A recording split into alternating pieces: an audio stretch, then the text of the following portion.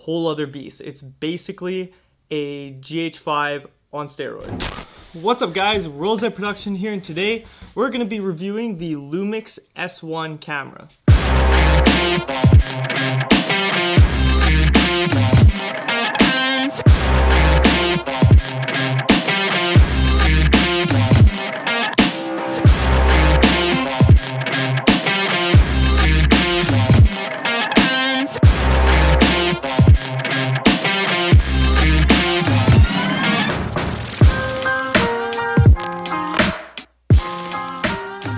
Alright guys, so that little intro was just random clips of shots that I got with the Lumix S1, and yeah, we're here to talk about this camera a little bit. I will say though, right off the bat, this is not going to be a super techie review. This is going to be a very freelance videographer based review. I've had this camera for about 4 or 5 months now. Reason why I held off on a review of the Lumix S1 was because I wanted to give you guys a very freelance opinion on it. You know, I use this body to make money. This camera makes me money. This camera gets me paid clients, paid contracts. So I wanted to actually, you know, get a lot of paid work with this before I actually came out with a legit review on it. So yeah, I want to give you guys an overall in the field type of a look rather than like a super technical like camera setting type review. But yeah, let's just get right into this review.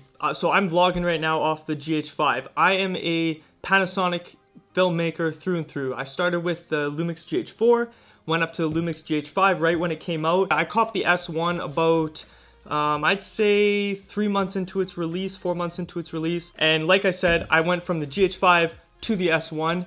And basically the reason why I switched to the S1 was because it's a full frame. And what I told myself was, if this body is like the GH5, but better for low light, like I'm gonna cop it. That's all I was really looking for, and kind of why I needed to upgrade, because with the GH5, I mean, we'll get into it, but the low light capability off the GH5 with the micro four thirds sensor, if you're a GH5 user or a Lumix user with any body prior to the S1 release, you know that the low light sucks, and you can't even get over like 1250 ISO without starting to see some grain. But with this, whole other beast. It's basically a GH5 on steroids. The body is a little bigger than the GH5. It's a little heavier than the GH5. When you attach a MC21 adapter to mount the Canon lenses onto this body with an 18 to 35 Sigma lens, it's a pretty heavy setup. For me, I personally like heavier bodies just because, like, even adding a small rig cage to this just makes it a pretty heavy body with even with an external monitor on here. But the in-body stabilization on this camera is absolutely amazing, and adding that extra weight to it is just going to make the in-body a little better. Very, very comfortable body. Just the grip and everything is really nice. You get a pretty big screen on the back here, touch screen, folds out like this. This is going to be an issue for vloggers, but honestly, if you have a pretty wide angle lens, as long as you're pointing the camera at you, you should be in frame. So but yeah, it's hard to like test your shots or really see like what's in frame, obviously, because this does not flip out. It only flips to the one side, just like this. So yeah, I don't know. I mean, I kind of like though that it flips kind of down like this, because it makes for gimbal shots. If you don't have an external monitor, it's going to make gimbal shots a lot easier when you can just fold this thing down and look down on it. I kind of like it though. I mean, this kind of sketches me out a little bit. I would be so scared of this thing breaking, but I mean, Panasonic knows what they're doing. I'm sure they've tested all of that, and it's probably pretty rigid. Camera settings, I guess, real quick. So this does offer internal 4K 10-bit 24 FPS.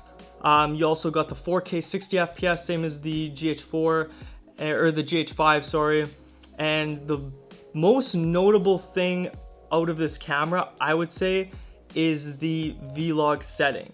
This is an amazing setting. It's like 14 plus stops of dynamic range. It's like a legit kind of like cinema camera style color profile, and you can bring back so many colors, and just the depth and everything off of this thing being full frame as well is just amazing. And the colors out of this thing, like, you're probably gonna hear me talk about the colors that this camera does put out, because it is just a beast, man. Like, the biggest thing for me is skin tones. I shoot a lot of subjects that are human, so I would say skin tones was really a big selling point for me once I saw people's test footage with this thing.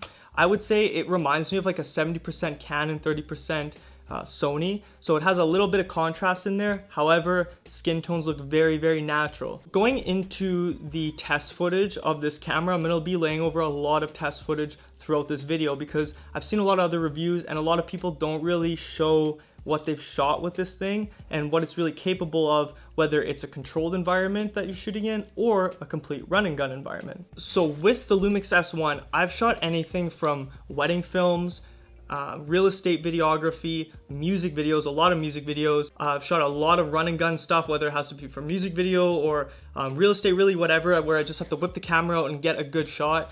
I've done some concert stuff with it. I've done a few automotive videos with it. I've shot a lot of fitness with this camera. So pretty much just kind of dabbling in like every genre of shooting, because that's kind of like, I guess I kind of specialize in automotive, fitness, and music video, mostly music video. That's what you guys know me for. If you've been following this channel for a while, you know I shoot a lot of music video content. It's just been a great camera for really everything. I mean, even the battery life is amazing. But yeah, guys, I want to get right into this footage. We'll start with some music videos, because you know, a lot of the people following this channel know that I shoot a lot of music videos. So we will start with some of the low light stuff. I'm sure a lot of you guys want to see like the low light capabilities of this camera. So a few notable music videos I've shot, and I have my phone out here because I screenshotted a few of the lower lit scenarios that I've shot. So these kind of do have controlled lighting in them for the most part. There's some outdoor stuff too that I will mention. One of them I want to mention was one of the first music videos I shot with this camera was Miles High, Haunting Myself.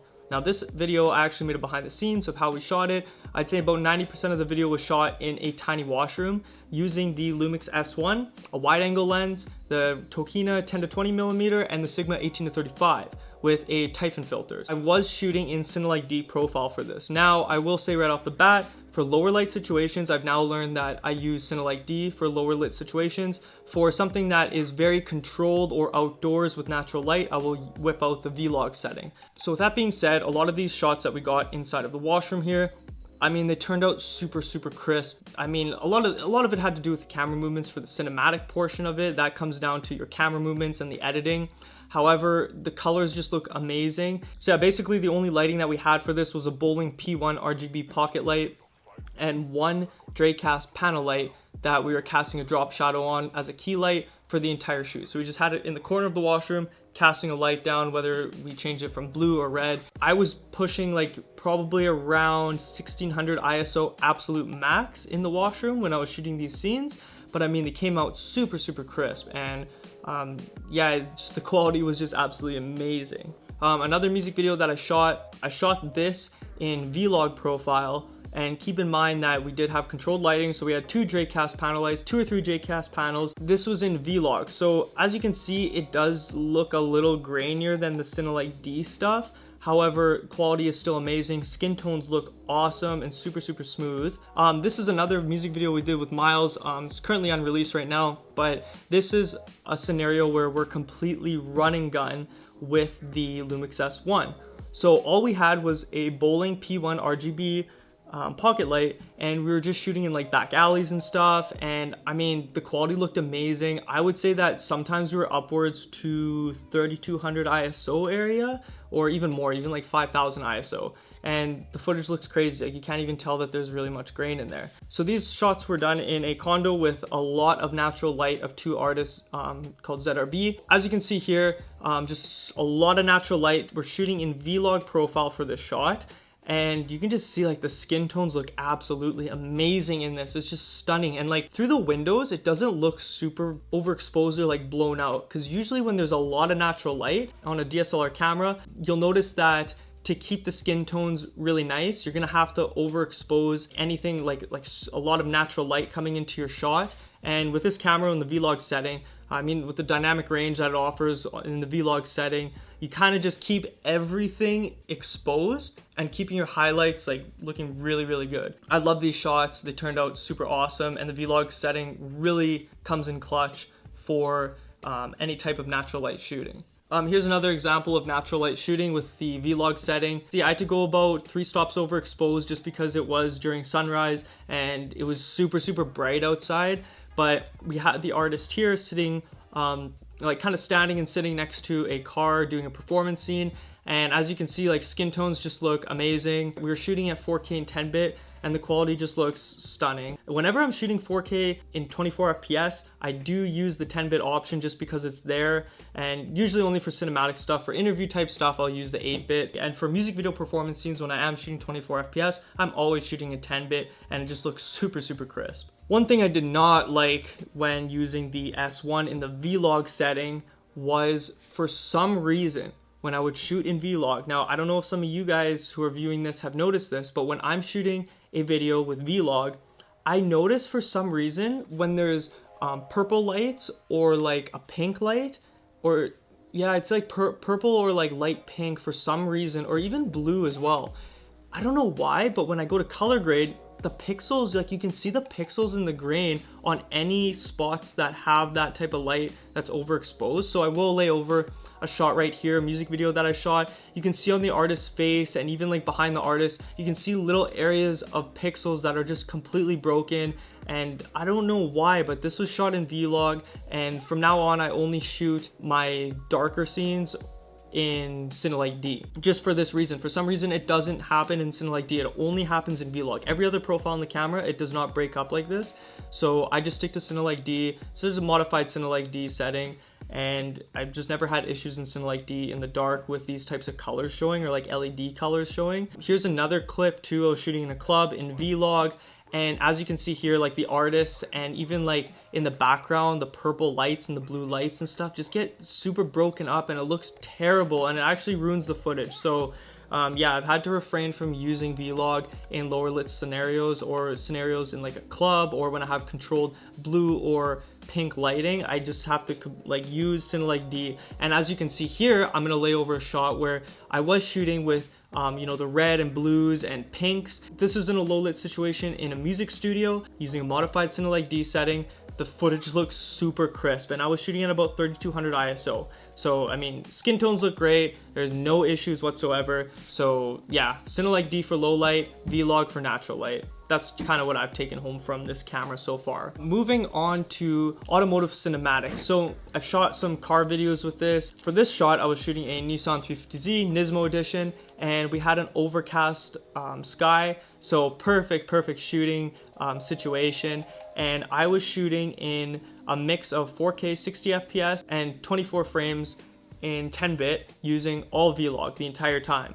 The colors look absolutely stunning. Like you can bring back the contrast that you can bring back just looks amazing. The highlights are amazing. And you know, everybody knows, all photographers and videographers know, when you're shooting outdoor stuff, you know, if you got that overcast sky, it's just, your footage is gonna look amazing. Your photos are gonna look amazing. Here's another situation of a car video. Again, overcast sky, and the car color, this RX-7, was super nice. I'm just gonna lay over some footage right here.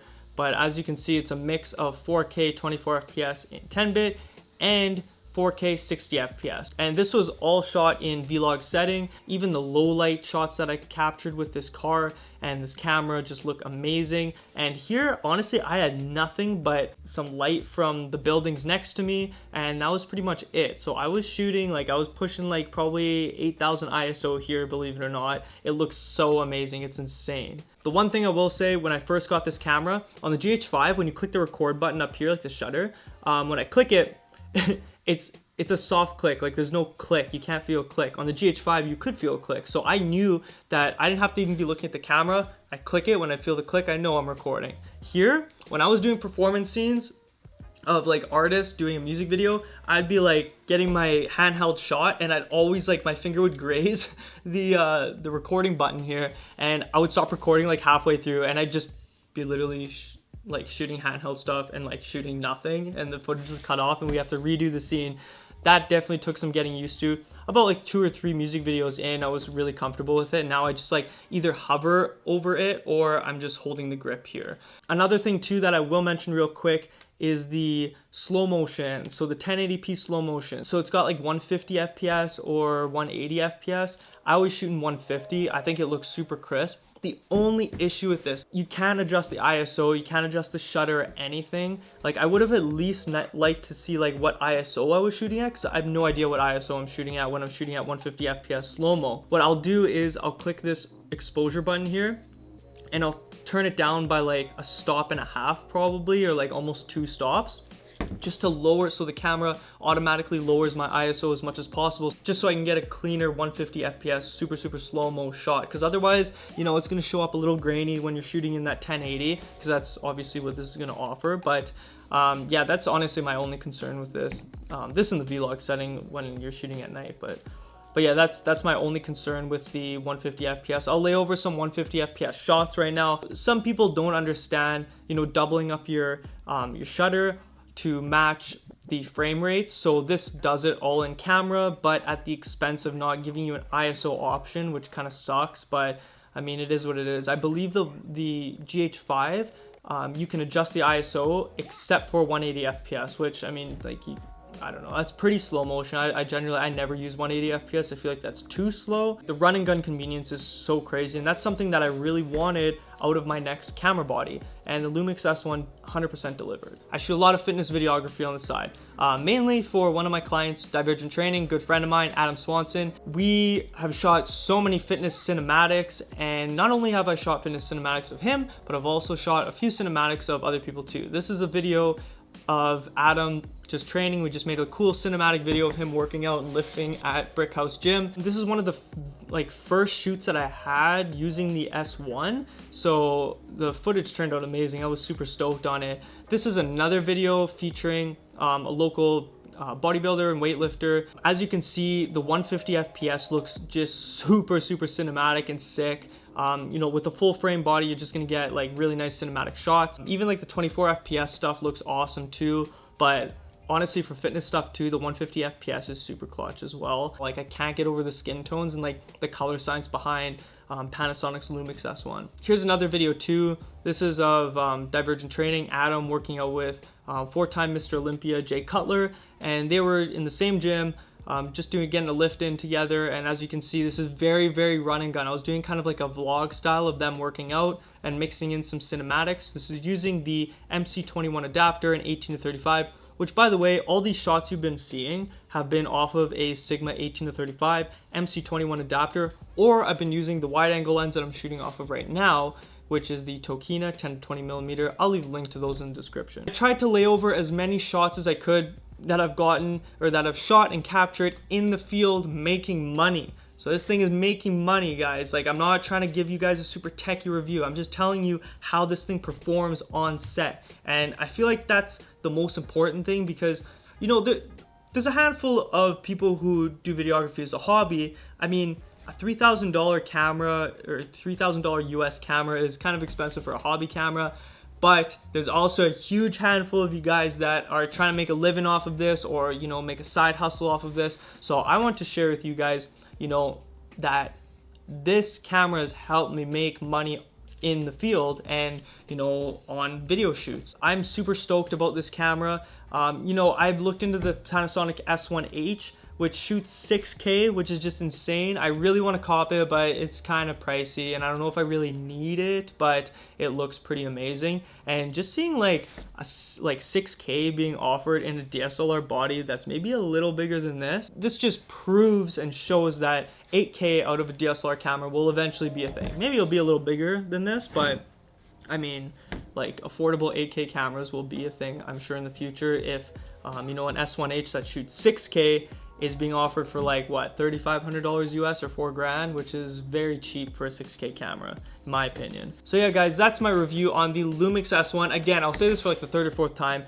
This is not a techie review. I wanted to show you guys as much B-roll and shots that I've shot with this thing, and you know why it's really benefited my video company a lot. But yeah, guys, if you want to check out more in-depth specs on what this camera has to offer, I will leave a link in the description where you can even find this camera to purchase it. All of it's in my kit, which is in the link in the description here in this YouTube video. But yeah, I love this Lumix S1. This is going to be my main camera for quite some time, unless I upgrade to the Lumix S1H. Honestly, all positive things to say about this, very little negative. Smash that notification button too, so you can keep up with all my uploads, as I will be uploading more frequently to this channel. More reviews coming on the S1 very soon. I want to take you guys more behind the scenes while I'm using this body. So yeah, I hope you guys like this little review. Make sure to like, comment, and subscribe. Peace.